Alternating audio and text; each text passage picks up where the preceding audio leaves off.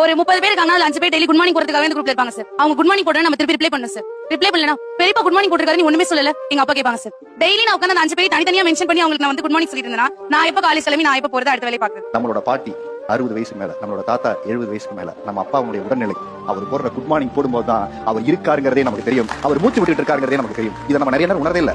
ஏன்னா நாம என்ன பண்றோம், நம்மளோட அவங்களை கம்பேர் பண்ணிட்டு காலையில குட் மார்னிங் போடுறாங்க, காலையில அவங்க இருக்கேன், நான் உயிரோடு இருக்கேன் உனக்காக சொல்ற ஒரு தருணமா தான் அவங்க வாழ்க்கையில இருக்கு. ஏன்னா நம்ம அந்த வயசை கடந்து போகல. நம்ம அந்த வயசை கடந்து போகும்போது தான் அந்த தனிமை ஒண்ணு சொல்லும். அந்த தனிமை நமக்குள்ள ஒரு பெரிய வேதனையை கிரியேட் பண்ணும்.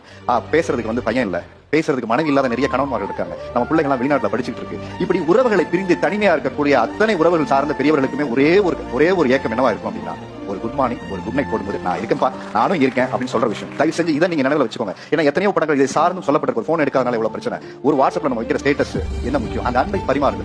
அப்ப அவங்க போடுற குட் மார்னிங் ஐ அலை அப்படின்னா உங்களுக்கு ஒரு பெரிய மெசேஜ்